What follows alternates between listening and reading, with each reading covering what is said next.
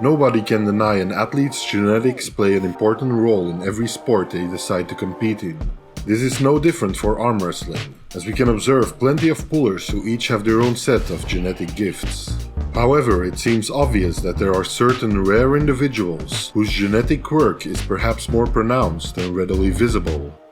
Maybe by taking a close look at these pullers, as well as other genetic predispositions in arm wrestling, we can glean some information on how much of an arm wrestler's success is dependent on these factors. I am the Arm Historian, and today I'll be your tour guide as we take a look at exactly that, and shine a light on those that are just a tad more genetically different.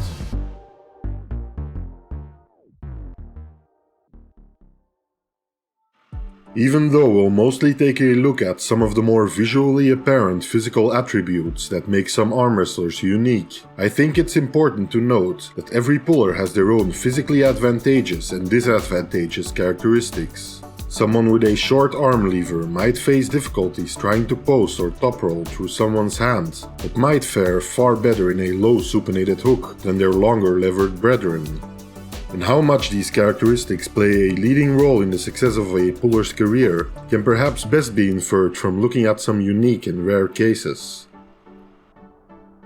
Perhaps one of the most impressive looking pullers coming from the US is Jeff Dabe. Jeff was born with oversized arms and hands compared to the average human being. However, the cause of this has, according to Jeff, not been determined by medical science. He also maintains that apart from some small issues, he experiences no adverse effects caused by his arms. As a teenager, Jeff used his unique disposition for wrestling, but quickly found out that he could compete with the best locally in arm wrestling. Early on, he seems to have injured his right elbow, which led him to only be active on the left for the past decades. As far as I can tell, Jeff peaked during his arm wrestling career at a relatively high level in North America, winning state as well as national titles. However, from interviews, it quickly becomes clear that arm wrestling was never a true priority for Jeff. He looked at the sport as something he was naturally good at, but at the end of the day, more of an enjoyable hobby that sometimes permits him to travel, rather than a full-time career. Jeff Dabe remains to this day one of the most kind and humble pullers I have seen grace a table. From this example, it seems Jeff's unique genetic gifts afforded him some success in the world of arm wrestling, but on its own did not quite propel him to the absolute top of the sport. Another, maybe somewhat more obscure puller to certain audiences is the German Matthias Schlitte. Matthias is a 35-year-old arm wrestler and sports commentator, whose right arm is visibly larger than his left. A unique feature that is a consequence of something called the Klippel-Trenaunay syndrome, a rare congenital condition in which blood vessels and/or lymph vessels fail to form properly. One of the ways in which the syndrome manifests itself is in hypertrophy of bones and soft tissue. Although it usually manifests itself in the lower half of the body, it seems Schlitte is mainly affected in his right upper body, effectively giving him one disproportionately strong and large arm. As a youth, he did quite well, winning national titles as well as placing well in European championships. Around 2010, Matthias suffered from a serious elbow injury, and throughout the next years experienced a serious fall in strength and ability to pull without pain. However, because of taking recovery seriously, he would begin to do well again after several years. He began to win a slew of European tournaments, culminating in an impressive second place at the highly contested Nemiroff Cup. In recent times, Matthias continues to dominate on a national level, as well as do well throughout several European tournaments, as well as on the WAF circuit. Although not reaching the actual top of the elites in his weight class, he's obviously a world-class contender that I would personally like to see more of in the international scene. Without a doubt, Schlitte's unique genetic condition has helped him establish himself as a powerful arm wrestler. But as can clearly be seen in how seriously he takes his arm wrestling career, a large amount of training and table time is involved. From meticulous recovery efforts to a seemingly unending hunger to do well at recognized arm wrestling tournaments, it seems clear Matthias took his natural gift and honed it by hard work and dedication. Finally, we'll take a look at perhaps the most accomplished arm wrestler in today's video. The Ukrainian Oleg Zhokh is a young puller who was born with a form of congenital hypertrophy, which resulted in malformations in his left arm and hand. His musculature in that same arm also seems to be longer than normal and is supposedly attached at a higher than usual position.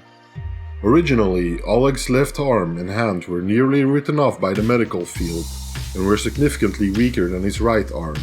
However, after falling in love with arm wrestling, Oleg decided to focus on gaining strength in his unique arm and dedicated a large amount of time and energy into training it.